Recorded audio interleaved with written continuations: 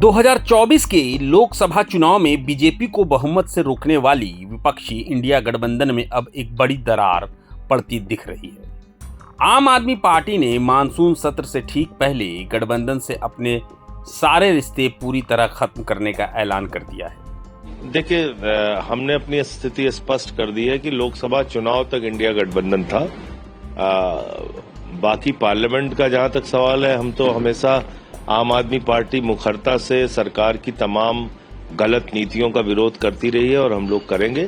इस सियासी कदम से संसद में विपक्ष की एकजुट आवाज के कमजोर पड़ने की आशंका जताई जा रही है।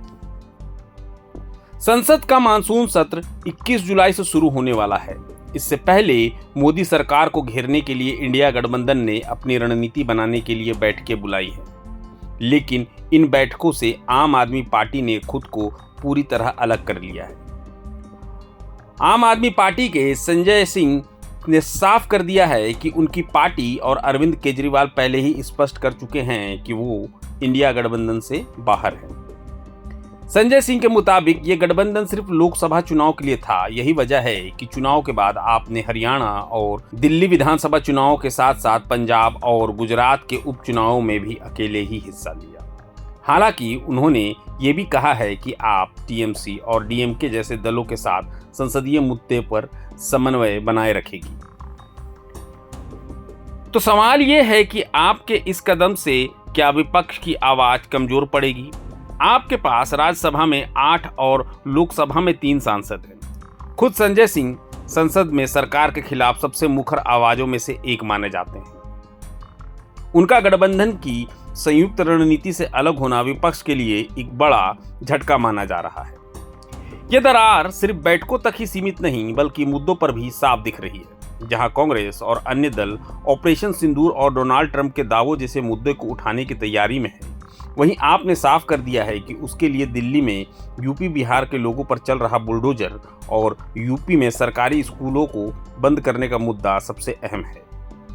इस बिखराव की सबसे बड़ी वजह आप और कांग्रेस के बीच दिल्ली, पंजाब और गुजरात जैसे राज्यों में सीधी रणनीतिक प्रतिद्वंदिता है। सिर्फ आप ही नहीं, महाराष्ट्र में शिवसेना, उद्धव ठाकरे गुट और कांग्रेस के बीच भी तनाव की खबरें हैं।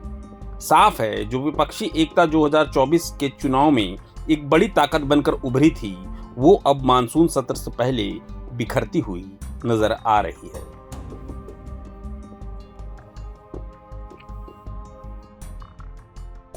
देखिए, हमने अपनी स्थिति स्पष्ट कर दी है कि लोकसभा चुनाव तक इंडिया गठबंधन था।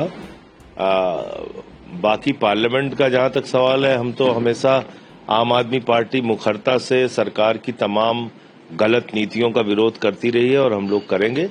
खासतौर से इस वक्त हमारे लिए मुद्दा है जिस तरह से दिल्ली में यूपी, बिहार, पूर्वांचल के लोगों को उजाड़ा जा रहा है, उनको बर्बाद कर दिया गया है, उनके घरों पे बुलडोजर चलाए गए हैं, उनके मकानों पे, दुकानों पे बुलडोजर चलाए गए हैं।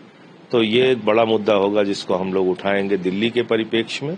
और उत्तर प्रदेश की बात अगर हम करें तो जिस तरह से सरकारी स्कूल बंद हो रहा है, वो मुद्दा भी पार्लियामेंट में मजबूती से उठाने का काम करेंगे।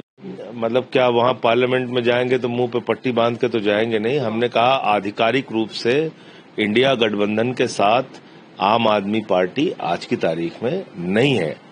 तो हमारा जो गठबंधन था वो लोकसभा चुनाव के लिए था। प्रभातखबर.com, विश्वास वही, रफ्तार नहीं।